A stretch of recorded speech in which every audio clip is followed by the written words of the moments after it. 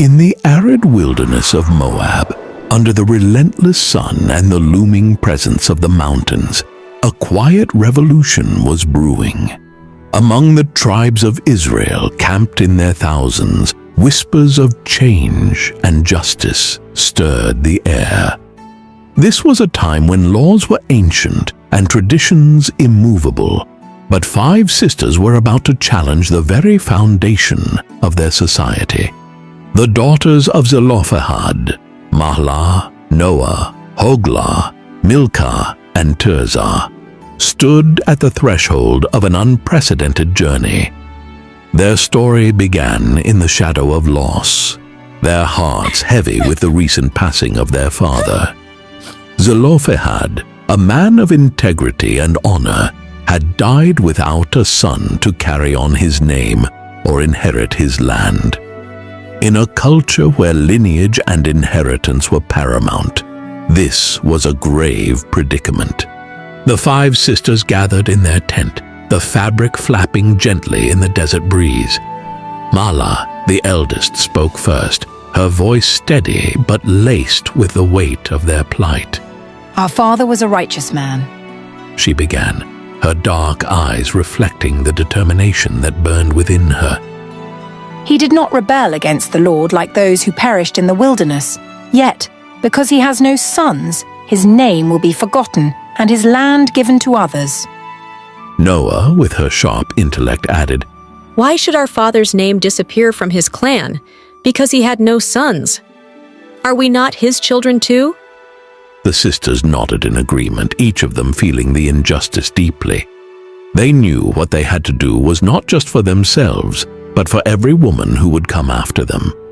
Their decision was unanimous. They would approach Moses and the leaders of Israel, seeking a change in the law. The day they approached the tent of meeting, the camp was abuzz with speculation. As they walked through the throng, heads turned, whispers followed. 5 women, determined and unafraid, stepping into the heart of authority. The sight was both shocking and inspiring.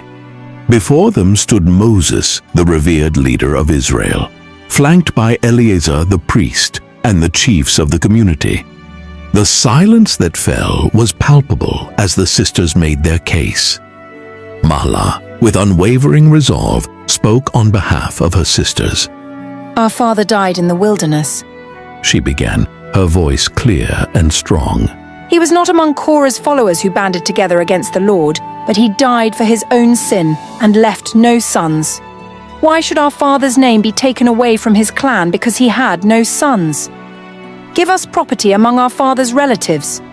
Moses listened intently, his face grave with contemplation.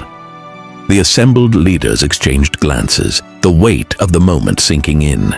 This was not just a petition, it was a challenge to the very fabric of their society. Moses turned to the Lord for guidance, seeking divine wisdom in this unprecedented situation. The response was swift and clear. "The daughters of Zelophehad are right. You must certainly give them property as an inheritance among their father's relatives and give their father's inheritance to them." Moses, with a solemn nod, addressed the congregation. "This is what the Lord commands concerning the daughters of Zelophehad. They are to receive their father's inheritance. And tell the Israelites, if a man dies and leaves no son, give his inheritance to his daughter. If he has no daughter, give his inheritance to his brothers. If he has no brothers, give his inheritance to his father's brothers. If his father had no brothers, give his inheritance to the nearest relative in his clan, that he may possess it." A murmur of astonishment rippled through the crowd. The sisters had succeeded when no one had dared to tread.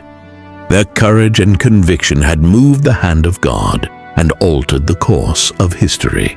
The crowd was silent, absorbing the magnitude of the decree. The daughters of Zelophehad stood tall, their hearts swelling with a mix of triumph and humility. They had not only secured their father's legacy, but had also paved the way for a more just and equitable society. In the years that followed, the names of Mahlah, Noah, Hoglah, Milcah and Tirzah became synonymous with courage and justice. Their story was recounted around countless firesides, a testament to the power of conviction and the belief that one voice, or five, can indeed change the world. Thanks for watching. Please join the community by subscribing to the channel. See you again.